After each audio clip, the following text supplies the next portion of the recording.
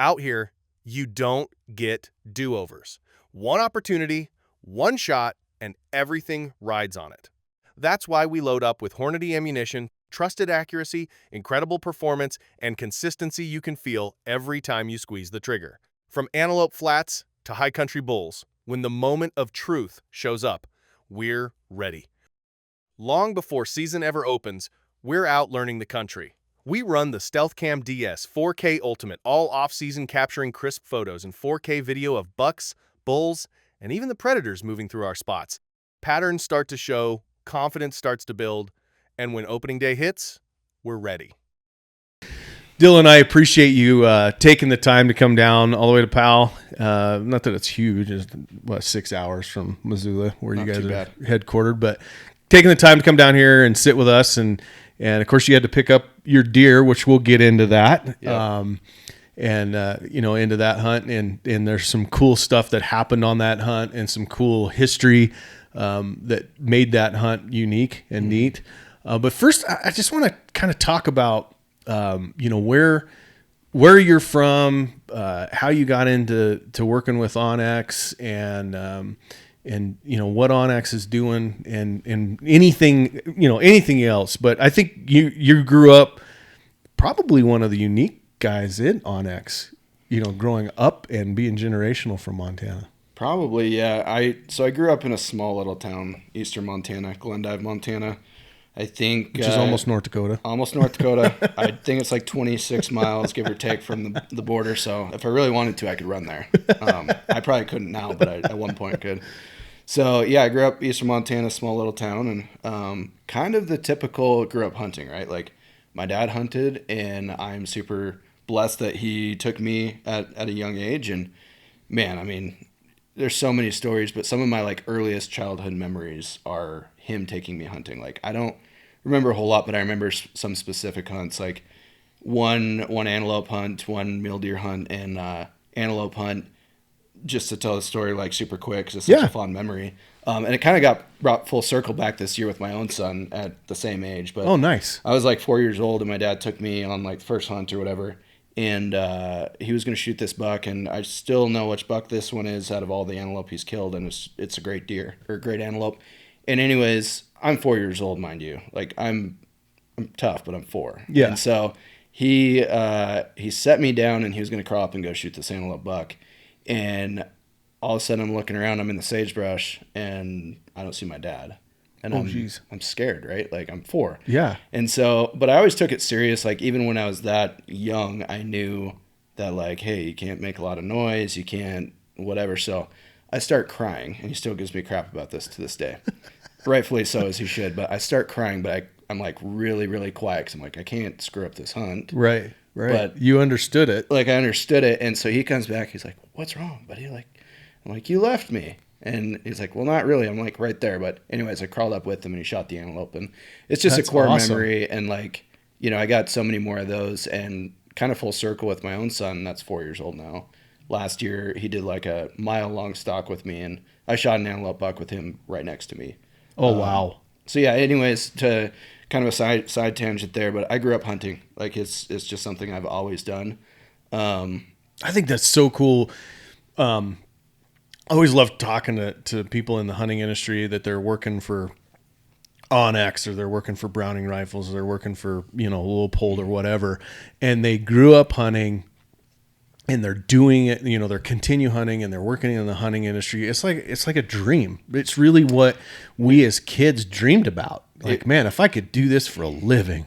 I never really even thought that it was a possibility, if I'm being honest. Like that's one of my biggest things is I am living my dream. And I didn't really, it wasn't a goal of mine. I want to work in the hunting industry. It wasn't a goal of mine that someday I want to go to Colorado with Ike Eastman and shoot my biggest deer ever. Like that, seems so far above what would be possible. Right.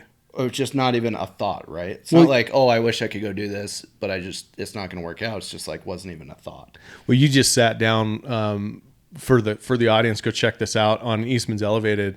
Dylan and Dan Brakar talk about growing up in a small town and talking about that hunt mentality, and then obviously adventure hunts and how it wasn't even part of the dream. You didn't even know you could dream like that. Yep. So go check that podcast out. It's really, really interesting and give some insight, and it'll allow you guys maybe to dream a little bit, and definitely allow you to expand your kids' minds a little bit more. So you work for onX. Well, actually, let's back up. So you grew up in Glendive, decide, okay, I'm going to go to college. Or did you get out of high school and say, I'm going to work a while, I'll go to college? I mean, how did that all transpire? So I didn't really know what I was going to do. I didn't know what I wanted to do, right? My parents owned a business, small town business, and I worked there in high school, water treatment business. So my high school was me loading and unloading, water trucks and stuff. Didn't really know exactly what I wanted to do, but I knew I wanted to get out of small town eastern Montana and see what else was out there. I ended up going to Missoula for a college of technology, so not the university 4-year. I was like, I want to go, but I don't really want to commit to a 4-year if I don't know what I want to do. Looking back, like how everything has fallen into place for me, one of the best decisions of my life.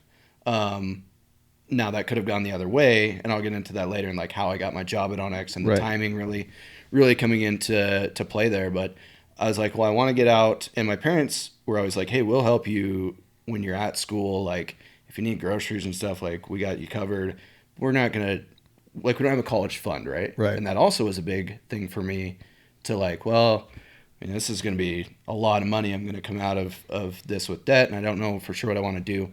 Long story long there, I went to the College of Technology for computer animated design. So CAD program, and did that for a year. That had to have been long enough ago. It was one of the early onsets of that. Yep. It was new. Oh, I guarantee it. Like, I haven't looked at it. I don't work in that aspect of onX, but if I saw today's CAD and what I went to school, like, I bet it's archaic. Yeah. And that wasn't that long ago. I don't say that like, oh, I'm this old guy, right? Like, but I bet it with technology and the 10 years I've been at onX and seeing the technology increases there, I bet that stuff is archaic. So yeah, I went to school, and after a year I was like, cool, I got the college experience. Like, I got to live in the mountains, way different, still in the same state, but it didn't feel like it at all. Well, Montana's a big state, and like they could be 3 different states. 9 hour drive. And so I went back home and went to work. My buddy at the time was working at Fisher Industries, a rock crushing crew. Like, they would travel around and crush rock and make road base for like road construction or whatnot. So I was on a traveling crew for 2 years or so. Worked out of like Kansas. We'd go down for 8 days, work 15, 16-hour days, go stay in a $30 motel, go to work. Like, all we did was work and eat the cockroaches. Home. Exactly.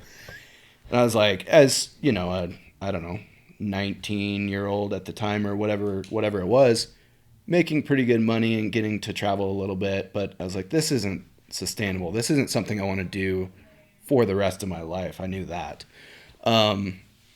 And so, yeah, kind of we transitioned from like the travel crew to like a more home-based crew, but it was Williston at the time of the oil boom. Oh, lots of rock to crush as they're making all those roads. There was a lot of work. And I think that with all the craziness going on, it kind of hit me because I would like spend 16 hours a day in like a loader. Oh my gosh. It's like, yeah, this is good money, but I don't have any time to enjoy it. Like, I remember at the time I'd find a rifle or something I'd want. And while I'd be in the loader waiting to be able to dump or do something, I would call and find the specific rifle or whatever I wanted to buy for hunting equipment. And I'd buy it over the phone, and then it would show up, and I would get home for like a day and be like, sweet, like, now I got to go sight this in, and I would shoot it a few times and have to go back to work. Oh my gosh. Like, I had some money, the money, freedom, but no time. And so I was like, well, this isn't going to work. Kind of in the midst of all that, I went back to work for my parents, and my now wife moved to Glendive. So I met her, we were dating, and getting pretty serious, and we just kind of wanted to change of pace, kind of wanted to get out of eastern Montana again and kind of start fresh. And still at the time, like, my biggest feared question was like, what are you going to do in life? What are you going to become when you get older? And it's like, I don't know. Like, that's a hard question, I want to stop there for a second, because right now I have a bunch of kids in my life that are 16 to 23, and they're all struggling that kind of same place because college isn't what it used to be. Where my generation, you had to go to college, you weren't anything. You know, it's a struggle. Or you go turn wrenches or electricity, you know, run electrical lines and all that stuff, but it didn't pay real well. That whole thing has changed. It's a skilled labor force now. And these kids are struggling to go, where do I live? What do I do? What was one of the things that made you decide, here's what I'm going to do? So that's where we kind of get into the moving and the job landing at onX. Still at this time, I wasn't dreaming big enough. And that's one of my biggest things that I've learned over the years. And as I mature and get older, is like, it's okay to dream bigger than what you expect, or like dream outside of your comfort zone. Because at that time, like, I knew we wanted to move and kind of start fresh, but I wasn't like, oh, I'm going to go get this job at onX at the time. And it just kind of fell into my lap, and we'll get into that in a second. But essentially, we moved back to Missoula, which is where onX was founded out of.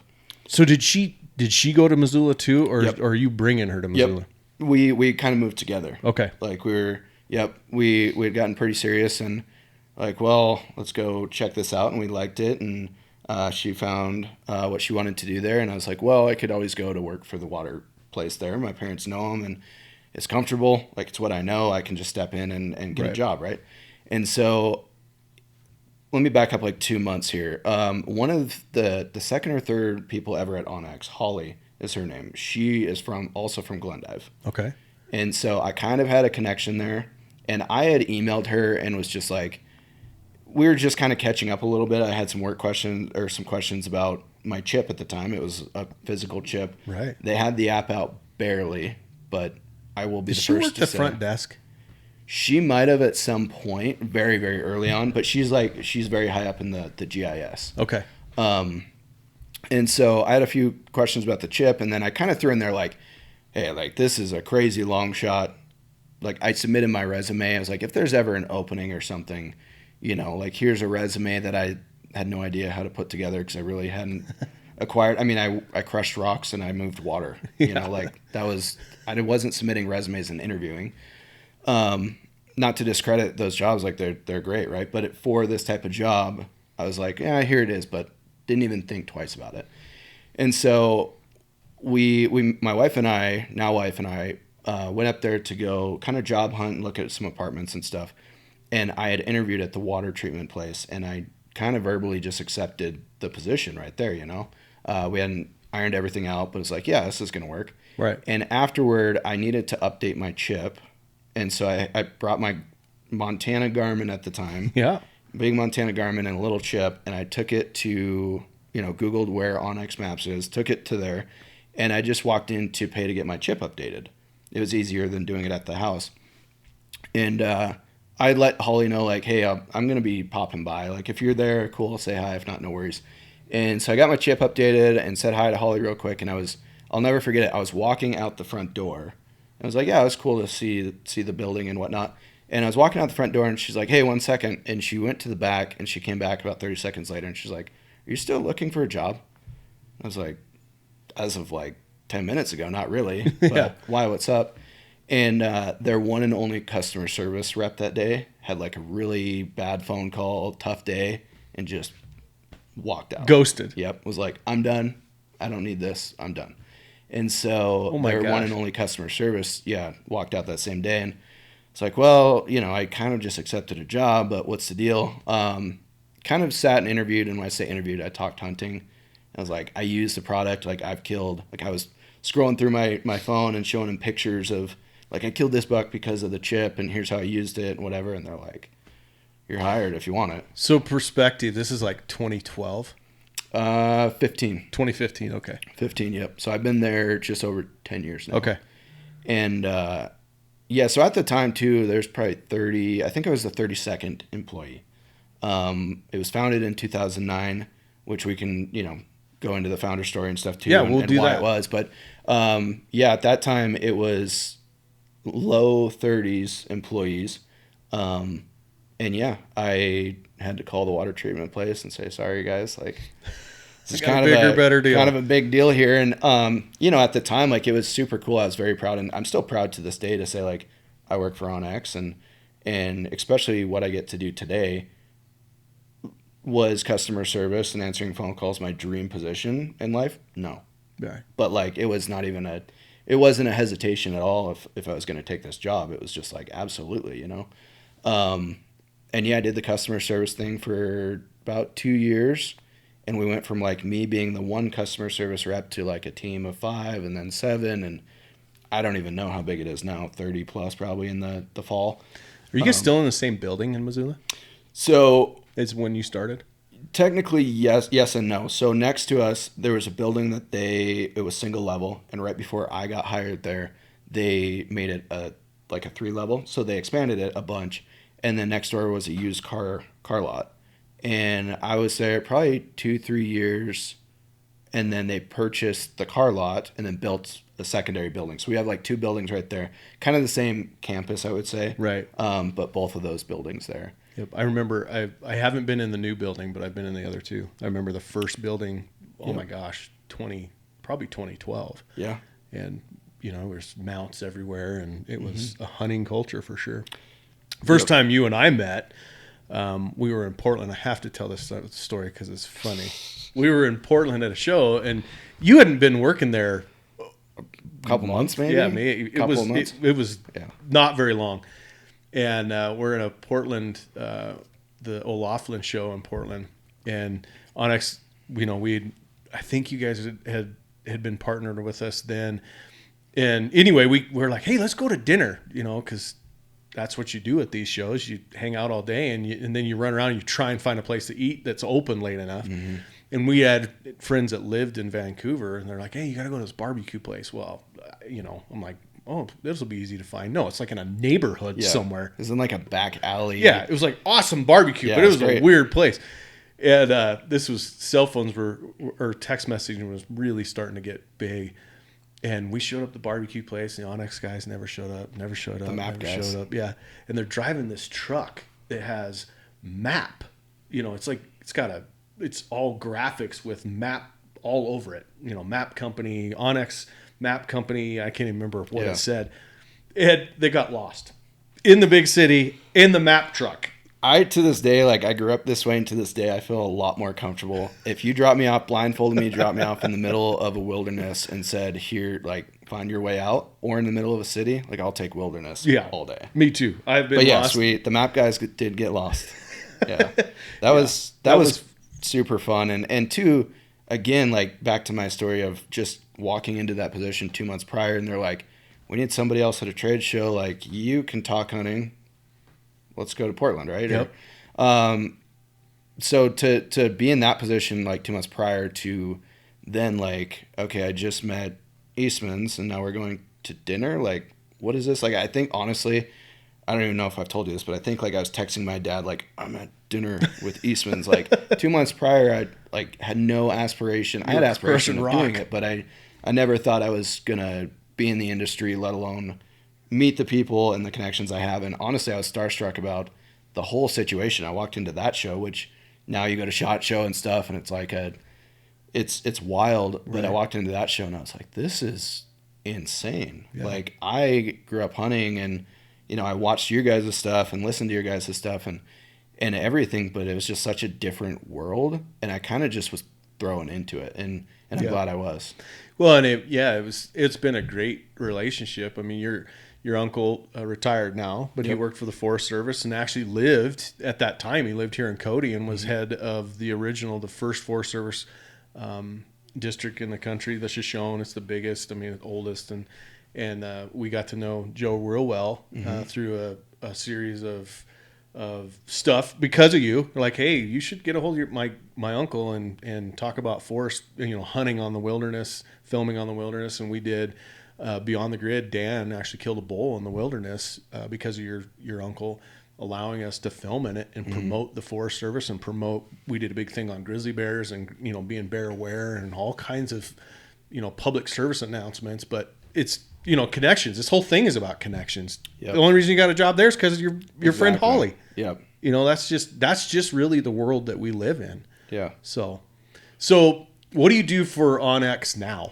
So yeah, I did the customer service thing for a couple of years, and then Kind of, I attribute it most everything in my kind of, I'll call it success within growing within onX to my ability to hunt and to like speak the language authentically. And I came from a hunting background. It's what I've always been passionate about. I'm not passionate about hunting because I work in the hunting industry. Like, with or without this, I'm going to go hunting as much as I possibly can. This definitely has opened up, working in the industry has opened up so many amazing doors and opportunities and allowed me to like expand my horizon on the hunts I want to do, and just so many opportunities that I will forever be grateful for.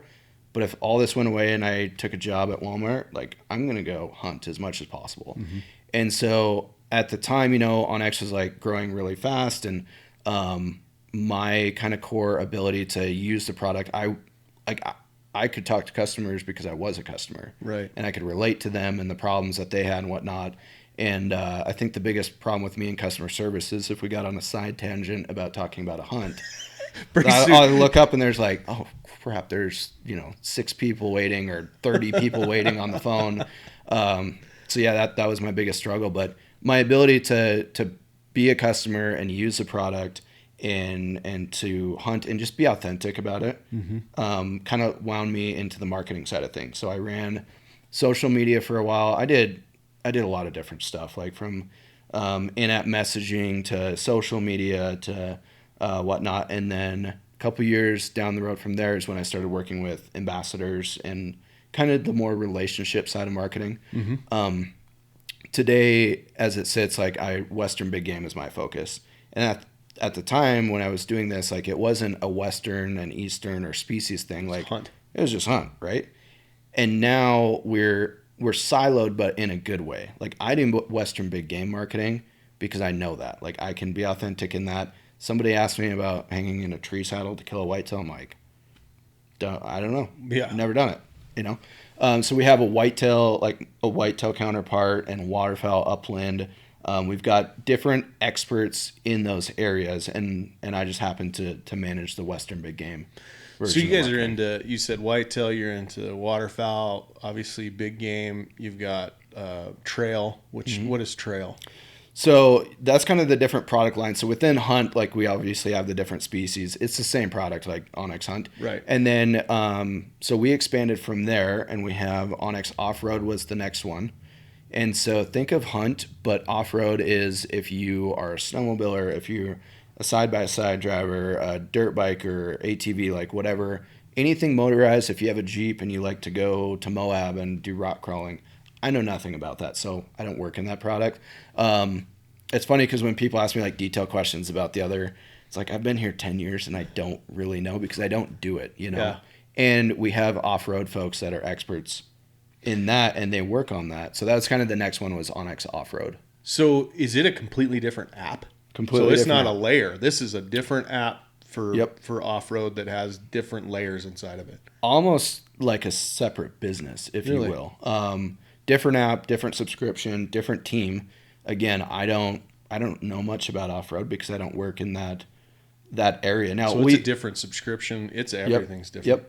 And so that was our second app, and I should know the year that came out. Several years into me working for onX. And then what you're referring to with trail, I think, is backcountry, onX Yep. backcountry. Yes. So same thing. Backcountry skiing, hiking, the through hikes, the kind of explorer, but you're not hunting or off-roading. So that's onX backcountry. And then we recently launched onX fish. Okay. And so that's a whole different, animal in and of itself. But think of like topo that we understand for mountains and LiDAR, whatever, for like lake bathymetry. What is that for ice fishing? Like, what is the depth? How does the contours work in the lake? Really? Also, if I just want to target walleyes in this size range, like, you can filter out lakes and whatnot. And so we're expanding states on that. It's relatively early, but yeah, onX Fish is the recent. And again, all those are kind of separate apps. Not kind of, they are separate apps, but kind of like separate businesses all under the onX Maps umbrella. So if I'm a hunter and I have onX Hunt, and I'm a fisherman and I have onX Fish, is there package deals where I can get a subscription to both? how does that work? Right now, there's not. Specifically with hunt and fish, we are exploring that definitely because we realize there's a lot of folks that hunt and fish, right? I have a friend that says this all the time. If you hunt, you fish. Doesn't mean if you fish, you hunt. Yep. Yep. No, I've heard that and I agree with it. Yeah, we're looking into some package options because we realize there's going to be some strong crossover there. Mm-hmm.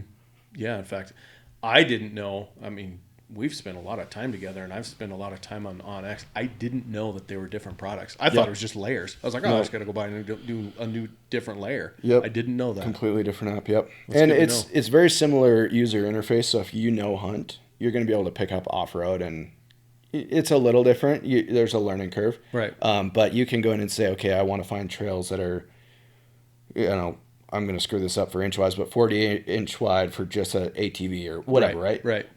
Trails that are over 50 inches. Exactly. Like you can filter out those trails and whatnot. And honestly, I've used some of that data for hunt as well to see like, okay, if I'm going to backpack into this area and spend half a day to hike in here and set up camp, is there any off-road trails? Right. Is there any dirt bike trails back here? Right.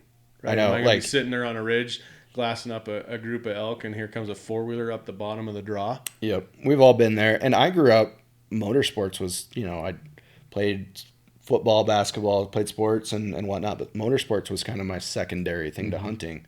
And so I enjoyed dirt bike riding, and I have a four-wheeler, and I enjoy that. But man, nothing will get under your skin more than if you've hiked into an area and you hear a motor. Yes. So I've used it for that as well. That's awesome.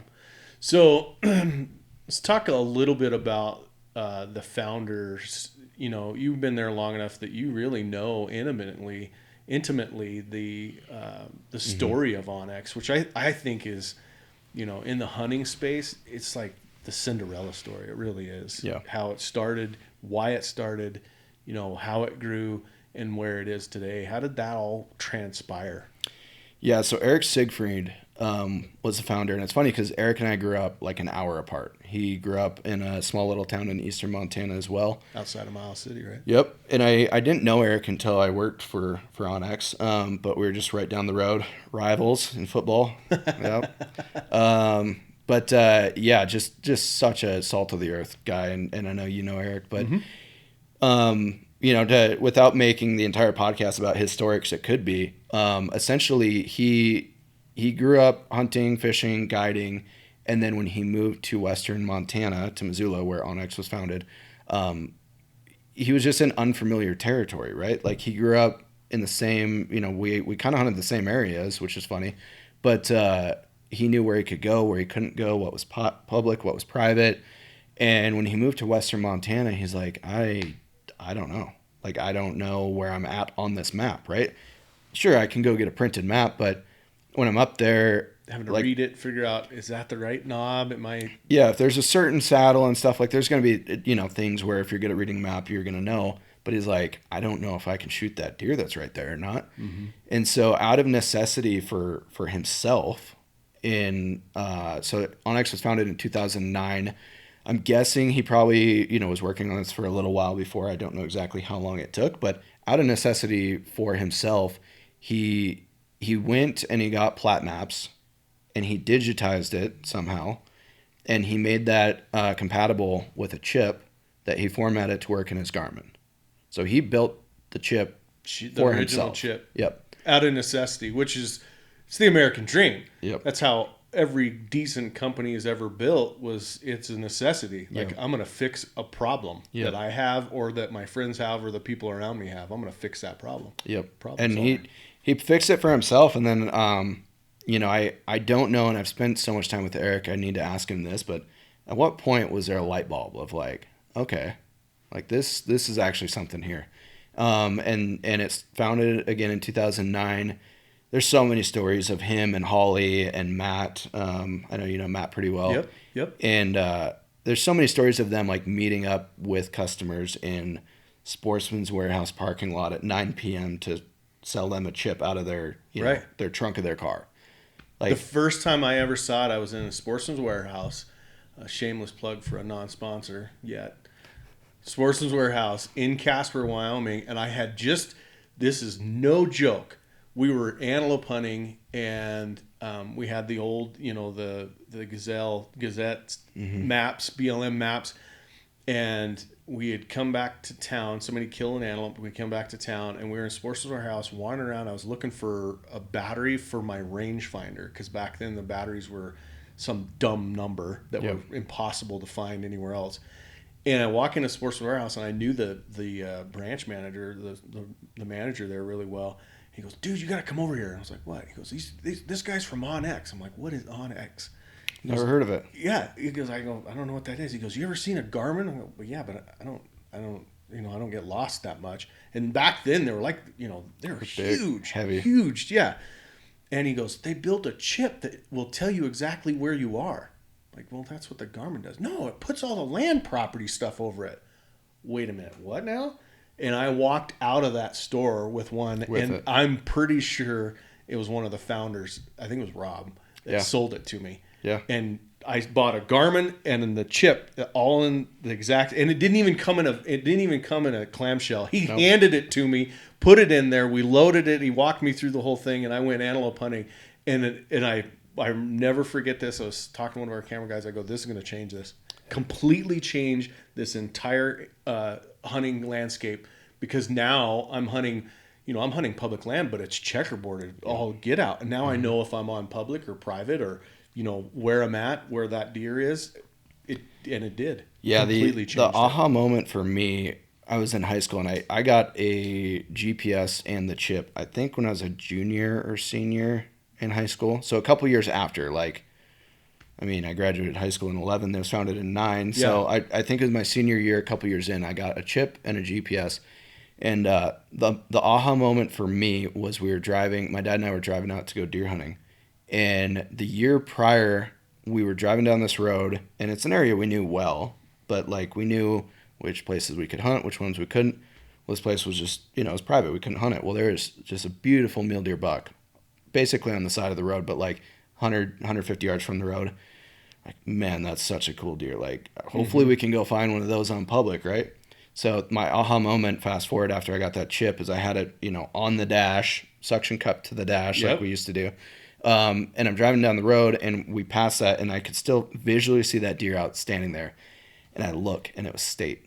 Oh, my gosh. And then we did not know that the year prior. Oh, my gosh. Just had no idea, And it's that would have been my biggest buck by far, and we could have killed him. That was huntable ground, and we just didn't know. So that was okay, I can't go hunting without this. I say this a lot. There's a lot of things in the hunting world that have changed the landscape of Western hunting. I don't know. There's probably more. There's probably a few, but onX has got to be in the top 5 of the things that changed the landscape of Western hunting. I think so. And again, back to good and bad. Yeah. Because now all of a sudden the borders, but so that's good. You know where you're at. You know where you stand. You also don't have an excuse anymore to. I thought it was exactly public, yeah. When the Wyoming Game and Fish was using it for poaching cases, I went, well, that's all gone. There's no more. I didn't know where I was exactly. Yeah. There's no excuses now not to know. Right. But and even in my customer service days, you said you bought that Garmin and the chip. The biggest customer service question that I answered for years, and we had blogs about this and videos about this, was all right, I'm standing in here in Cabela's. I have your chip. I already bought it yesterday. What GPS should I buy to use this chip with? So I was selling Garmin's is what my job was a lot of times. Was to sell Garmin's so they could use our $100 product and their $800 Garmin. Yep. And you're like, no, you want this one. You want the 550 because it has it has the touchscreen and it has a color. Or what type of hunts are you going on this year? Are you a backpack hunter? It's and it's just funny because at the time, again, we had the app out, but I used it it wasn't something we really recommended quite yet. Technology, even just 10 years ago, it's just hard to believe on the phone was way different than today. It just wasn't as reliable at the time. Mm-hmm. And now, I haven't turned on a Garmin GPS in probably 4 or 5 years at least. Everybody's got a smartphone in their pocket, and we all have the app downloaded, and you save a map, and I've got the entire state of Montana saved. Yep. So it doesn't matter where I go in Montana, and I've got most of Wyoming saved now that I've hunted Wyoming this past year, and doesn't really matter where you go anymore, and it just works. So the chip that we're talking about, a lot of people probably don't even remember the chip and that product as a whole. That transitioned into the app on your phone. Probably, like I said, in 15 when I started working there, it was out. We really started pushing it hard probably in like 17 or so is when it really started to get traction. Yep. And fast forward today, like we don't have a chip offering anymore. Everybody's got it on their phone. I don't even know if you could buy a Garmin that has a chip availability in it. I don't know. I don't know. I have a Garmin, but it's an inReach that tethers to my phone. Is basically a modem for when I'm in the backcountry. And of course, as you and I both know, that's all going away now with satellite. Yep. You know, satellite texting. I still carry mine around, and I probably will for another year, but I'm paying every month for that subscription. I'm like, I haven't turned that thing on in 2 years. Yep. Me I too. was just down in, the middle of Sonora, Mexico, sending satellite messages on my phone. Just got it pointed at the satellite, which I'm sure you won't have to do next year. Yep. But yeah, it's crazy to see the evolution there. And honestly, too, just the evolution of onX as a company. 32, 33 people when I started. I remember that first winter, I was a 40-hour full-time employee, right? But we weren't busy enough in the off season, not hunt season, for me to hit my hours. So I would literally come in early on days where it would snow, and I would shovel snow. Like that's how I got your hours. That's how I got my hours. Wow. And I bet you haven't shoveled snow in a while. I do at my house. I put a plow on the this four-wheeler. winter you haven't. Yeah, not this winter. But yeah, I mean, we just would be slow enough, and it's not that onX wasn't successful then. It was wildly successful. It just was so many fewer folks had known about it and just hadn't fully adopted yet. So yeah, I remember that winter before I'd go to bed, I'd check my phone, and if it was going to snow that night, I would set an alarm extra early and show up and shovel the parking lot, and that's how I got 40 hours. That's awesome. When you're hunting big country, you need a pack that you can rely on. That's why we load up with the new Eberly Stock Brute Series packs built from the ground up for real mountain hunting. Whether you're glassing high ridge lines, climbing steep draws, or packing quarters out at last light, these packs haul serious weight with comfort and control. The new Eberly Stock Brute Series go farther, hunt longer, punch your tag, and come out heavy. Out here, you don't get do-overs. One opportunity, one shot, and everything rides on it. That's why we load up with Hornady ammunition, trusted accuracy, incredible performance, and consistency you can feel every time you squeeze the trigger. From antelope flats to high country bulls, when the moment of truth shows up, we're ready. Well, that's American Dream. Eric did it really, really well, and I'm sure if he was sitting here, he would have a plethora of headache stories, overnight success that took 20 years or 15 years.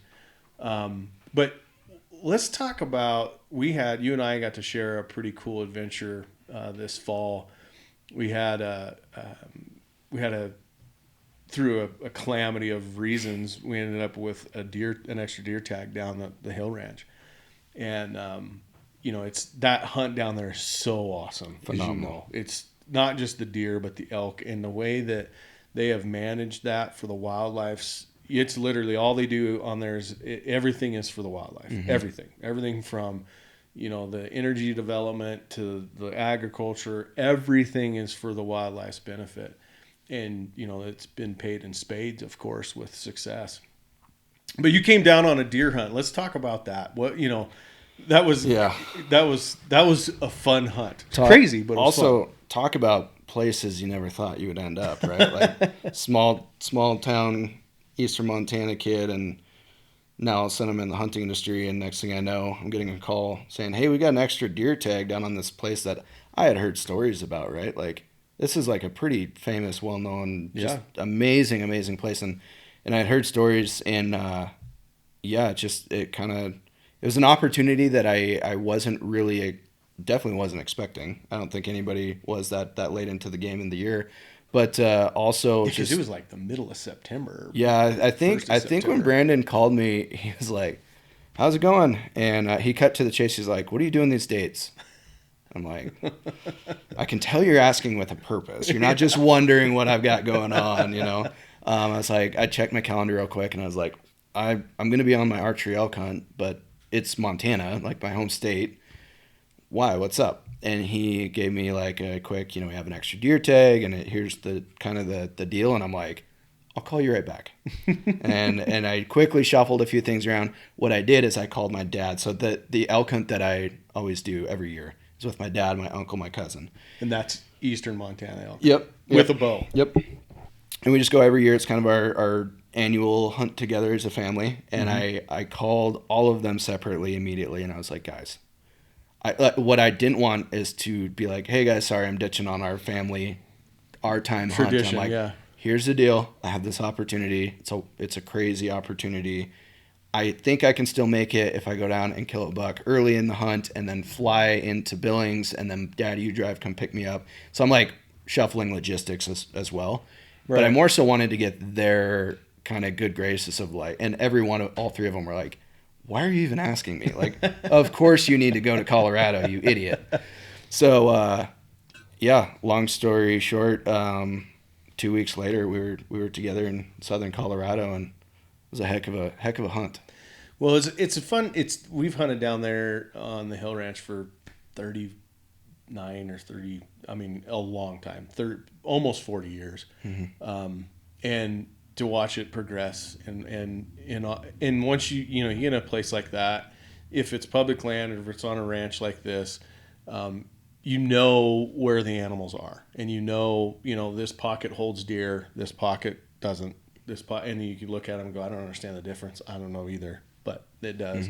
This pocket, the elk, when the middle of the rut, this will be heavy and this will be crazy. And we got into some rut fests, and you got to see that whole, it was awesome. We saw some really good deer, and we were sorting through them. And, this is a place that an influencer hunts, and he hunts with a bow, and it's earlier. And so you knew what was on there, and you had them on your phone. You're like, is this deer here? Yeah. Is this deer here? Yeah. Is this deer here? Yeah. So you kind of had a hit list, which I think is just a testament to who you are as a hunter. You did a bunch of research to see what are we expecting, because I don't want to go down there and shoot something that you guys don't want me to shoot. I want to go down there and take advantage of it, and use the resource the way it was intended. And we came up to get kind of to the chase. We found a buck that we're calling the double cheater buck, and that buck is young. I know that buck's only 4. If he's 4, I'd be surprised. Definitely the biggest buck that I've ever had an opportunity to shoot, let alone one of the bigger deer I've seen, and since my childhood probably. Yep. So and we had a conversation. I don't know, do we? I don't know. And I said, man, he's a young deer.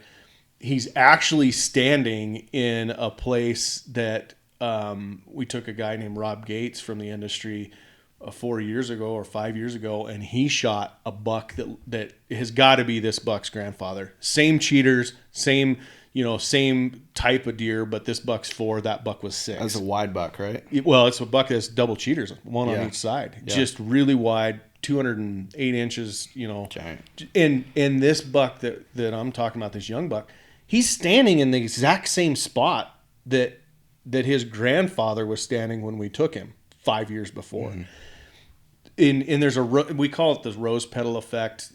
So I didn't coin that some biologists here in Wyoming did.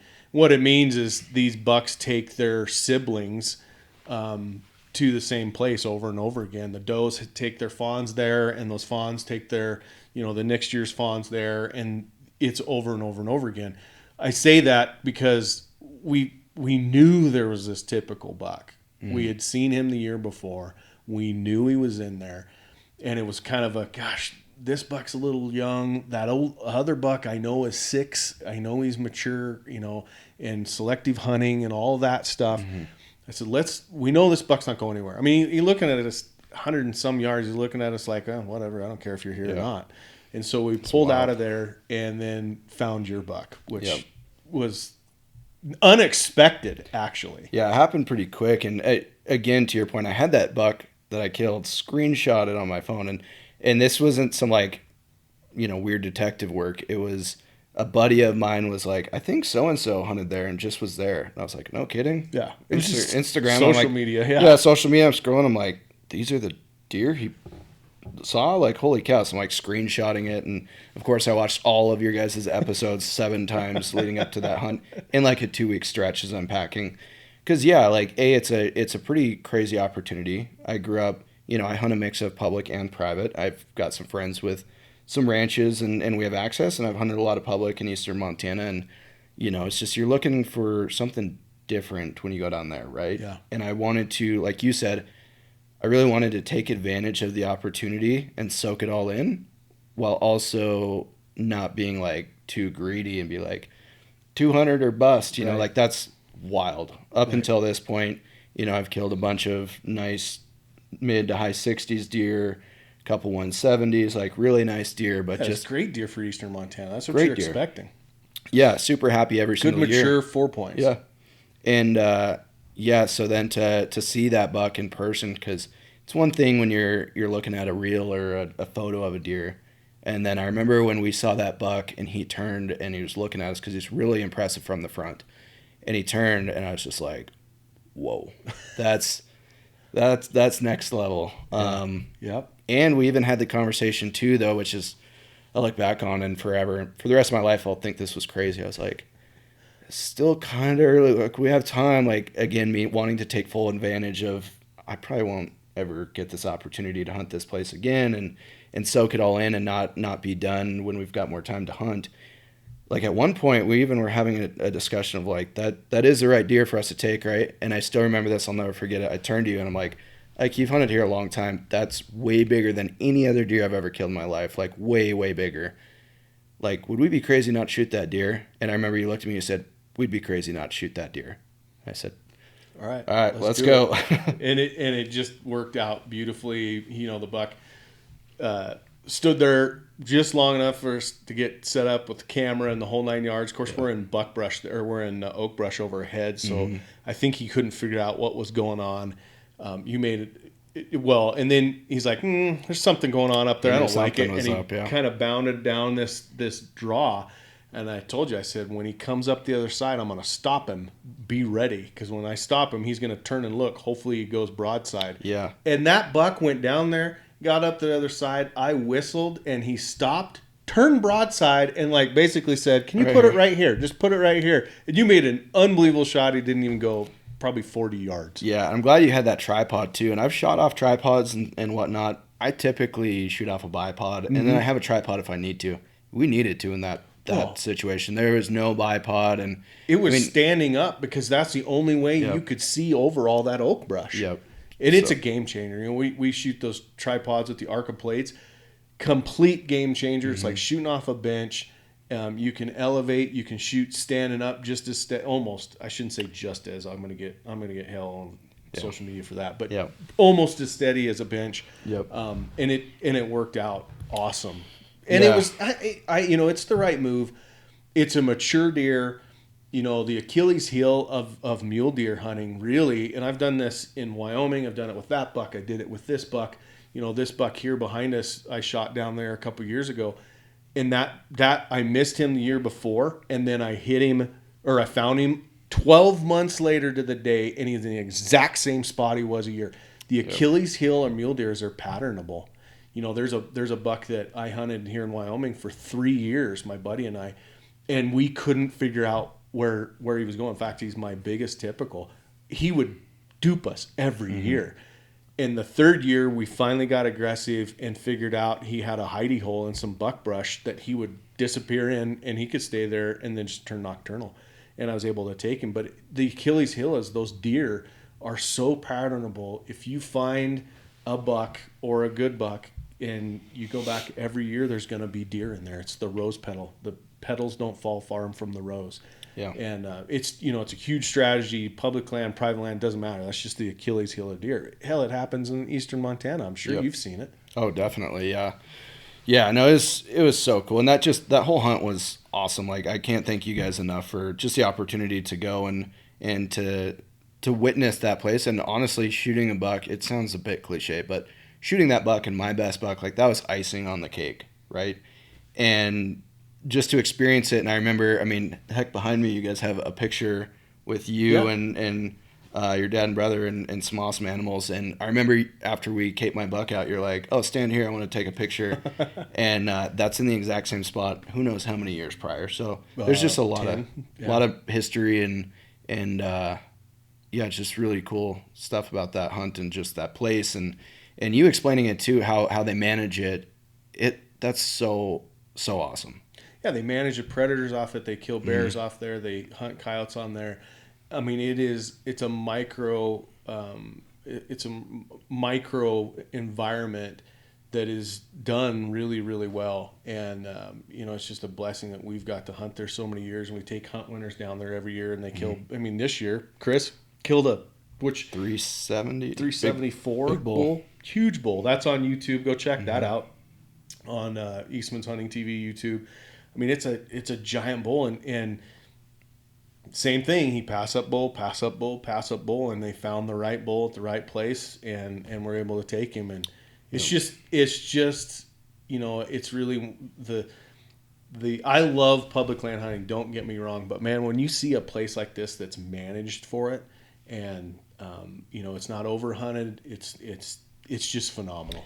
Yeah, and I love both of it. I love the grind and where you're struggling and you have like a 2 deer day when you've hunted hard all day and you finally see that 160-inch buck or whatever buck gets you excited and it's a mature deer. Like, I love that, grinding it out on public too. Yeah. But man, if there's an opportunity to go do something like this, I would say to everybody too, like, go do it. And one of the things that, being in the industry, one of the first questions you always get is like, was it private or was it public? Yep. It's like, well, yeah, this one, like, not hiding at all. This was a private land buck, and it was amazing, and I would do it every opportunity over I can. And I'm also going to go suffer on some public and try and dig out a big deer too. Well, let's talk about you had. I mean, we talked about your deer, but you had a hell of a fall. You came home to the family elk hunt and killed a bull. Yeah, the next night actually, which that was kind of a wild turn. And honestly, at that point, I was like, well, I'll kind of miss half of my elk hunt, but I'll still be able to get up there and hunt a little bit. And that morning I went out with my uncle and was kind of calling and whatnot. And just kind of how it worked that night is like I split up because we didn't really know where elk were. And so we all kind of split up, and I was on a glassing knob, and I glassed up this lone bull kind of moving. He probably was moving to water because it was, I don't know, a couple hours before dark. And look up onX, and I, did the 2-finger. I'm like, he's like 3/4 of a mile. I've been over there before. Like, I know kind of what the terrain is. And it's like, it's go time. So I grabbed my stuff and went over there and ended up killing that bull at last light. So it was basically, I got home. My dad drove down. I flew into Billings. My dad drove down, picked me up. We got to camp. And then that next night at last light is when I shot that bull.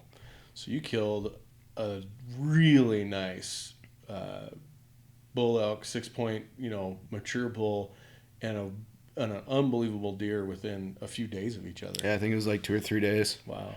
So that actually, you were just talking about the 2-finger thing on onX.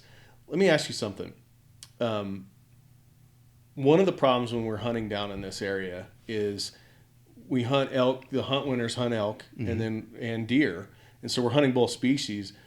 And is there a way that I can turn on my elk pins, my elk waypoints, and turn off my deer, or vice versa? Is that possible? Because you're in a very small area, and in Wyoming we do this too. You hunt elk and deer at the same place.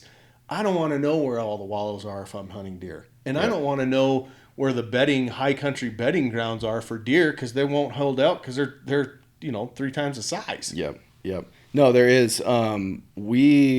This has been a couple years in the making. Well, we made it a couple years ago, the folder system, right? Okay. Within your content, we are continually improving it and figuring out ways to optimize. Like, I have thousands of waypoints. I'm sure you do too. Yeah. Some people have 2 waypoints, right? But to optimize and to what word am I looking for? Categorize your content within folders that are helpful for you. So you could take all of your deer waypoints and put them in, you could go GMU, whatever, mule deer, or you could just do mule deer, or you could do 2026 mule deer.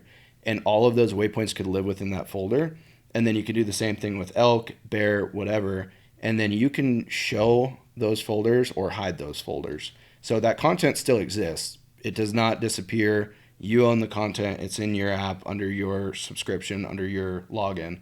But you don't have to show it on the map if you're not trying to clutter up your area. So do I have to do it beforehand? Like you said, I got thousands of waypoints. Can I go do it efficiently now that I already have thousands of waypoints? You can. I can't imagine having to go redo all those waypoints. No, you can. And so there's a few different ways you can do it, but you can like select the whole screen. So if it's an area, I mean, you can zoom in or out as far as you can do the whole hunting area. You could do the whole state of Wyoming. You could do folders based on state if you wanted to. Okay. You could do Wyoming and zoom out to Wyoming and select all, drop that into a folder.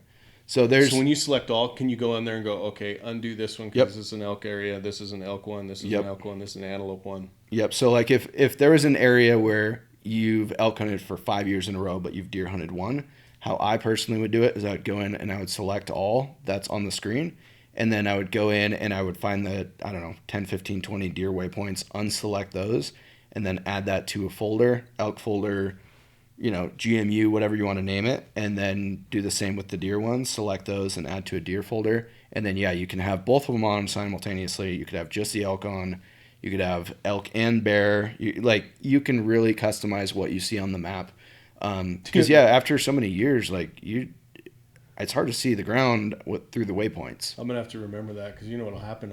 I'll do that, and then I'll be 4 years later, I'll go back in there and go, I used to have a bunch of waypoints in here. What the heck? And I have to remember, I got to go turn them on. Yep. It happens for sure. I'll bet that's an answer. I'll bet that's a conversation your customer service people get all the time. And as somebody who has background in customer service, I guarantee they get that a lot. It's like, where'd my waypoints go? My waypoints. You guys took them. The last update took them away. Yep. No, they're there. You just turned them off. Same as, we get that all the time with layers too, of my map's really purple. We get that one a lot because the roadless areas layer kind of shows purple for areas that it's just different shades of purple, right? And so the second that I was in customer service and I heard my map has a purple, and I'm like, I know exactly what's up. Go to layers, go to my, roadless layer, turn that off. Oh yeah, it's good to go. So yeah, same thing with the waypoints. If you think they're missing, they're probably not. Check under my content, but if you need to call customer service, call customer service. And that's one of the cool things too about onX is, we're a much different, way larger company than we were when I started 10 years ago. And when you call though, you're going to get somebody who knows the product, who's in Missoula, Montana. Really? So you don't have Habib doing it? No. You get somebody who's, they know the product, they hunt, they do whatever, they're talking to folks about. And I mean, it's just a lot of folks like me when I got hired for that. It's like, I'm passionate about this and I know how to use the product, and, I can learn and talk to customers and solve problems, and here you go. That's awesome. That's really cool. So, we talked about the deer hunt. What do you have coming down the pipe? You and I kind of mentioned it a little bit. You really mentioned it, I think, on Eastman's Elevated with Dan. But what do you have that's exciting coming in 2026? Yeah, it's going to be a wild year, to be honest with you. Growing up again, deer, elk, antelope is just kind of the name of the game. And last year it was just a lot of that, right? 2 deer hunts, 2 successful deer hunts, 2 antelope. Well, we didn't even talk about it. Before we get there, actually, that reminded me. Let's talk about your elk hunt here in Wyoming, because that was awesome. You picked my brain for 4 days when we were down there, picking my brain on how to elk hunt. I got notes. I'm like, no, that was super fun. Honestly, that was A, my first rifle bowl ever, and B, my first out-of-state elk hunt. And you got to do it with your uncle who used to work for the Forest Service, which used to manage that forest. Yep. So that was a really cool, full circle moment, because I started applying for Wyoming when he lived down here. And at the time, I think I had 7 points. And at the time, I was like, I don't really know what I want to do with this, but I know I want to go hunt with my Uncle Joe down in Wyoming. And so started just acquiring points, not even applying for the tag, just buying points. And finally cashed them in this year. And Wyoming is wild. Montana's rugged. Montana has grizzly bears. Montana, it's a cool, awesome state, and I love every bit of it. But Wyoming's like a different level of wild. And I had heard stories, and my Don't uncle tell had, anybody. yeah. And when I say that, it's all good, but in some regards, it's not like the grizzly bear situation. And I'd heard stories, right? Like, you're going to see bears. I told you, when you told me where you're going, I went, oh gosh, I hope you guys are comfortable with bears, because it's the most bear-infested wilderness, or most bear-infested forest in the lower 48. And I had heard all these things, right? Like, I wasn't deaf to it. I was like, yeah, there's a bunch of bears. Like, I've been to Kodiak. I've seen some Kodiak brown bears. I've seen grizzly bears in Montana. Like, we live in Montana. There's bears. You guys have bears. It's different. And when I came down here, it became very apparent very quickly how different it was. We ended up seeing 9 bears. And one of the things, too, I love, not to get too side tangent here, I love about these out-of-state or new hunts is, like, I ended up shooting a great, beautiful 6-point. Yeah. I'm not even talking about that. Like, I'm talking about the bears. I'm talking about the wolves. I'm talking about, like, new area, new place, figuring it out. Like, that's why I love these hunts. Like, it wasn't like, yeah, success, shot a bull. It's like learning the area, being in a new country I've never been to, learning how to hunt when you know there's, I don't know how many grizzly bears around you. And so that's why I really like exploring new states and new hunts and whatnot. But yeah, we ended up seeing 9 bears in 5 days. And I was telling you, though, it wasn't even seeing the 9 bears that made me realize, like, wow, there's a lot of bears here. It was, we would have fresh snow most mornings, and you could not stop in probably the size of this room and look around and not see a fresh bear track. And that's when I really was like, okay, like, there are... You saw 9, and you were probably I'm like, how many more? 20. Yeah. At least. I remember one morning we were driving up to this area, and fresh snow, probably 2 inches of snow, and it looked like a herd of elk walking down the road. And I almost didn't even stop to look at the tracks, because I was like, yeah, it's elk or whatever. And I stopped, and I shined my headlight out, and I was like, that's a herd of grizzly bears. That's a sow with 4 cubs. I think it was a sow with 3 or 4 cubs, and they were just, kind of in and out of the roads, and it literally just looked like a herd of grizzly bears. Also, last week, I could tell a bunch more grizzly stories, but last one, it was the first time I ever got charged. I was in the pickup, though. I was driving the pickup, and a bear charged me. And the only reason I can say that in confidence is we filmed this hunt for onX, and the camera guy saw it, and he was like, that was, yeah, what you were saying happened. We bumped a bear off the road after we packed out my bull. And, I didn't really speed up, but, like, I was curious. I wanted to see it, right? Like, I'm in the vehicle now. I'm in a safe space. And so kind of accelerated a little bit, and I'm looking, and my uncle's like, where'd he go? And I'm like, I don't know. And I was looking over him, and I'm probably, I don't know, 25 miles an hour, just kind of cruising down the road or whatever, looking. And I look down below us, and he's paralleling the pickup, like, not even breaking a stride, just, like, loping the 25 miles an hour or however fast I was going, like 10 yards below the pickup. And I was like, oh, he's right here. And he turned and he looked, and I swear he looked through me, but he looked into my soul. And it's like you could see, like, a decision process being made there. And he's like loping, and he chose fight. And he turned directly at the pickup and made, like, 2 really quick bounds. And my only reaction was to roll up my window. I literally roll them up. I reached over, and I just started rolling up my window as I'm doing this. And my uncle, the bear was below, so he couldn't really see exactly. He's like, what happened? Like, that, I think the bear just charged me. And the camera guy was like, I saw. He's like, that bear charged you 100%. Like, and so then it peeled off, and I got a video of it, and it was just cool. But it was wild. First rifle bull, hunting them when they were bugling with the rifle was interesting. I was actually... Which is unique. This year was unique. I've hunting here my entire life, almost 50 years, and there's only been a few falls I remember that, the second week of October, they're still bugling. Mm-hmm. This was a unique fall. Yeah. Yeah, because I don't remember the date, but we didn't come on opener. I came a week later. No, we were deer hunting in the opener. Yeah, that's why. So everything, this year, the plans all got shifted, but it all worked out perfectly. Mm-hmm. Like, could not have worked out better. But yeah, at this point, not hunting the wilderness as a non-resident was tough. Like, every time I glass into the wilderness, I'm like, I don't know how big they are, but there's a bunch of bulls up there. Mm-hmm.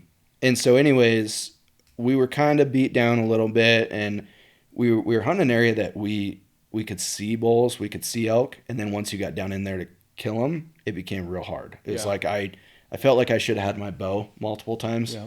Because you could get up high and see them, but you're 1,500 yards away, and by the time you're down there, they're shuffled around from the people and the bears or whatever's going on. And we were kind of creeping up toward the end of the hunt, and I was like, all right, if we see a mature 5-point, I'll be happy with that for sure. So anyways, we glass up this mature 5-point, started going after him, and the bull I ended up killing bugled. And I kind of recognized that bugle from like the second day of being there. And I was like, that sounds like that 6-point. I was like, that 5-point is not on the menu any longer.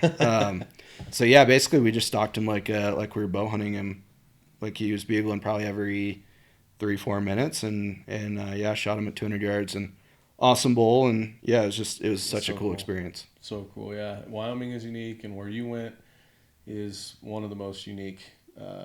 Elk, lots and lots of elk, lots and lots of bears. Yep. And not a lot of people. Yeah. I think I explained it to my wife. I was like, I would go back. I will go back. I'm kind of excited. Not excited. I'm kind of glad that I don't have to go back there every year. Yeah, if that was your only option, you go, I don't know. It's just, I mean, it's a matter of time before you actually have an actual situation. And we had some sows with cubs and, 150, 200 yards. And like, let's make sure we're, aware, or we can't go after that bull now because I don't really want to break up the sow and cub party. Right. And so there are situations like that. But yeah, that's how I explain it. Is like, I would go back tomorrow, and if somebody drew a tag and wanted to hunt, like, I would go back there. But I'm kind of glad I don't have to every year. That's right.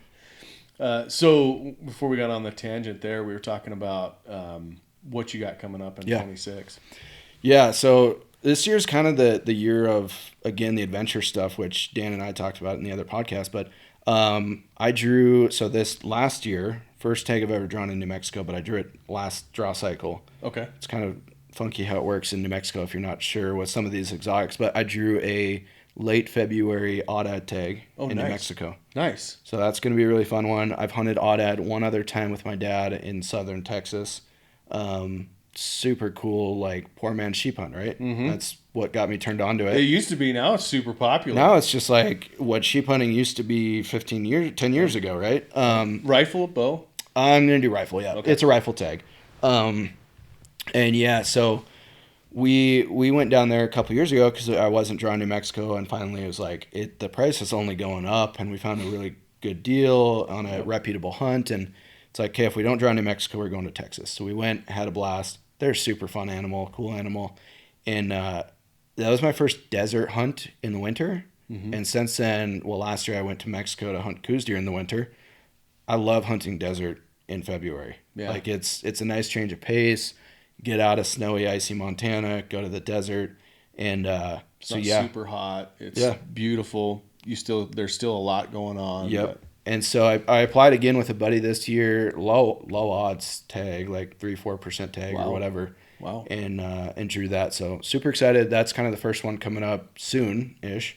And then in May, I'm going to go to New Zealand. Kind of another unique opportunity came up where it's like, hey, if you can get to New Zealand, we could go hunt tar. And that's kind of been like, obviously, we've had conversations, you and I, where if I had a thicker wallet, I would probably consider myself a sheep guy. Yeah. I say that and I've never done it, so that's probably unfair. Maybe I'd go on a sheep hunt and hate it. Yeah. I can't imagine, but or maybe just go, that's all right. Yeah. So you'll find out because you're gonna go on a tar. Yeah. And it's like sheep hunting. That's what I've heard, and that's why I started to get excited about New Zealand. Was the guys that have done New Zealand tar, and I'm not talking shoot them out of a helicopter like. Some goes on down there. They dump you off in a helicopter because there's no other way to get there. But they dump you off in a helicopter, and then it's a sheep hunt. Yep.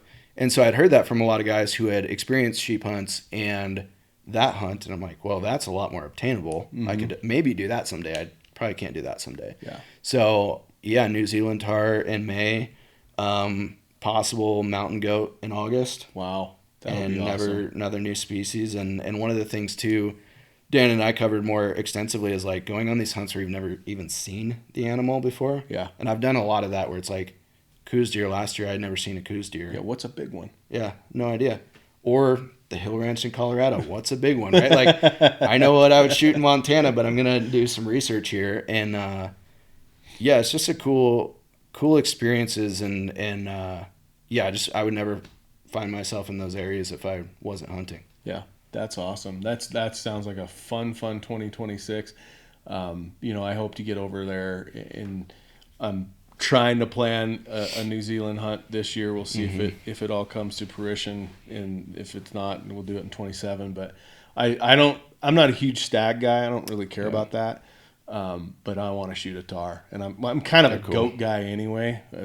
My family always teases me, "Geez, you shoot anything but goats?" Because I want my dream hunt was a mountain goat, and once I tamed that in 06, then it was an ibex, and once I tamed that in 12, now it's like, okay, I want to do a tar and maybe a chamois, because those chamois are really, really neat. But that's hopefully what I get to do this year, which would be awesome. You and me both. I mean, I'm going. It's happening. It's just, hopefully you're successful. Hopefully successful. Because it's not easy. I mean, no. Everybody goes, oh, you go to New Zealand and you shoot these big, huge red stags, which, that's different. That's a different deal. This is their version of sheep hunting. Yep. And they're super smart, but man, are they pretty. Yep. And I've already started, like, the other thing I like about these two, I think it just makes me a better person in the long run without getting too philosophical about it. But I've already started, like, okay, I don't have a choice. Like, I need to lose, 10, 15, 20 pounds, whatever it is. I need to be in shape. I'm going with some guys who have done this and are probably definitely in a lot better shape than I am currently. Right. Like, I can suffer the most Wyoming, Montana mountains and suffer my way through a hunt and, like, be a little winded and whatever. I'll suffer my way through. But, like, that's a different deal. So I need to actually be prepared for this, and I need to take it seriously. And I've started, a little while ago doing that, and it's for that hunt. And, like, there's so many other benefits of doing that throughout life. Like, I've got 2 young boys, and to for them to grow up and see their parents be healthy and work out or trying to eat right or whatever, right? Yep. That's super valuable lessons for them. And for me, like, you could do it just to do it. I'm doing it for a hunt. Yep. Like, that's what's important to me. And there's a reason. There's a reason for it. I say that all the time about where we live. There's a lot of backpackers. And I'm like, why would you walk to the top of that? Yep. Is it something up Unless there I'm training for a hunt. Yeah.